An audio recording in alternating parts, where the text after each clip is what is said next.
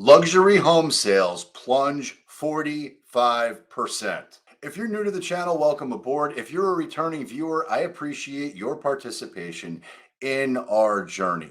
And today we're going to do a deep dive into the luxury home sales plunge of 45%. And we're going to do a deep dive into the data that exists into this housing market so that you've got the best information in order to make the best decisions for yourself, for your family, and for your financial bottom line. But I would be completely irresponsible if I did not at least stop for a moment to discuss what's happening right now in the marketplace because we've got banks collapsing left and right. And if you've been watching for a while, you know that I've been talking about the liquidity crisis that must play itself out over time for a long time. And no, I'm not an analyst, and no, I'm not an economist, but I do have some common sense. And some of the things that are playing out right now in real time between Silvergate, Silicon Valley Bank, and other regional players, some of those risks have been obvious for me for a long time. And I remember when banks and institutions went through their mark to market problem that decimated their balance sheets and almost stressed the system into oblivion. Which brings me to the Fed today, which the Fed's new backstop shields banks from $300 billion of losses. U.S. authorities took extraordinary measures to shore up confidence in the financial system after the collapse of Silicon Valley Bank, introducing a new backstop for banks the Federal Reserve officials said was big enough to protect the entire nation's deposits. And while that might be good for now, I don't know that that's enough. Yet to be determined, I don't know,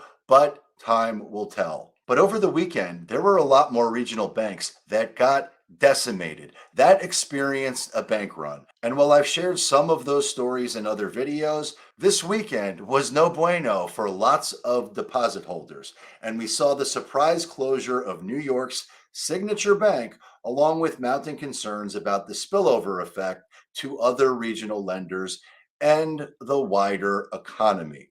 And if you've been watching for a while, you know that I've talked about when the consumer is panicked, when there is fear in the market. And I've shared a lot about the fact that many Florida homeowners are sitting on a ton of equity. They're not feeling any pain, they're not feeling any panic. Well, that was then and this is now. There's lots of folks that are panicked, and there's lots of folks that remember what it was like during the financial crisis.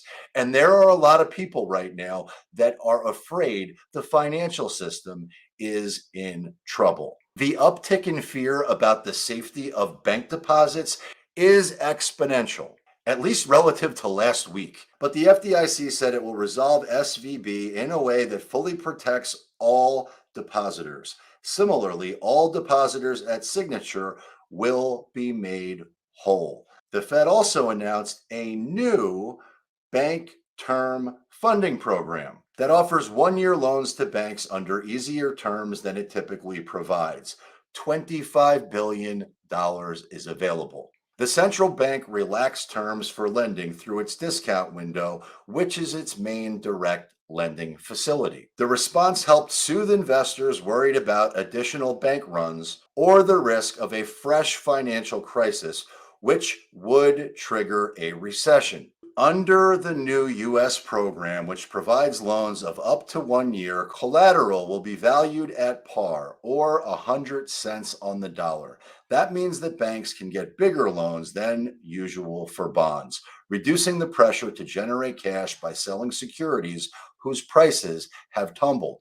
There are real concerns out there that the taxpayer could now be on the hook for covering losses suffered by banks, and that questionable management and investments were now being protected by the government. If the Fed is now backstopping anyone facing asset or rate pain, then they are de facto allowing a massive easing of financial conditions as well as soaring moral hazard. It sounds to me we're back into bailout mode, and it sounds to me we're back to kicking the can down the road again. And mortgage interest rates have come down a little bit because most people are betting that the Fed is not going to raise interest rates in the wake of this collapse. But our boy Jerome Powell is on the record as telling you exactly what he intends to do.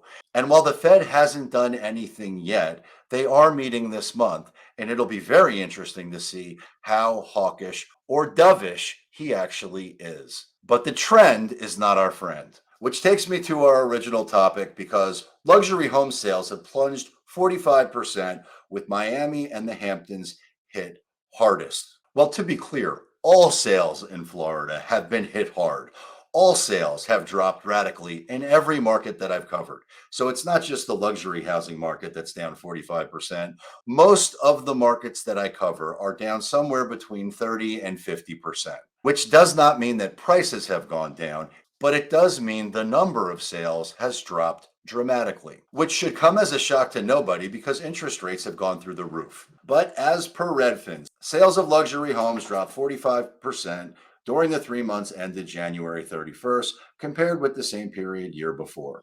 And Redfin describes luxury homes as those estimated to be the top 5% of the estimated market value. And Miami, which has seen a massive influx of wealthy buyers migrating from the Northeast in the earlier days of the pandemic, saw sales drop nearly 69%, followed by the Hamptons, which is down nearly 63%, and the California markets. But I don't trust Redfin's data much more than I trust Zillow's or anybody else's. I want to see what the actual numbers are, or at least the most current numbers that I have access to as per the MLS. And you can see that closed sales prices in the Miami, Fort Lauderdale, West Palm metro are all down significantly, which I would argue is a higher price point than they have broken down by this bracket. But $1 million sales or more are down 30%. And to be clear, this is not hyper local. This is the big metro, and this is including other areas that are outside of Miami-Dade. So this is not the best number, but we're going to get more detailed here in a second and look at what the most accurate numbers are. And what the data reveals is in the Dade County market, in homes priced over $4 million, you can clearly see that Redfin is dead wrong because the luxury housing market in Miami-Dade is actually up almost 19% in February of 2023. And it's up 28.4% compared to last year. And so far this month, in March, while the active listing price is down 1.4% so far, the average sold price is up 6.1%. So, despite all the bad news that's being priced into the system right now, Miami luxury home sales are skyrocketing. Now, I hope you found this content valuable, and if you did, please subscribe to the channel, give it a thumbs up, share it with a friend, and check out my next video because I suspect you will love it a lot. And until next time,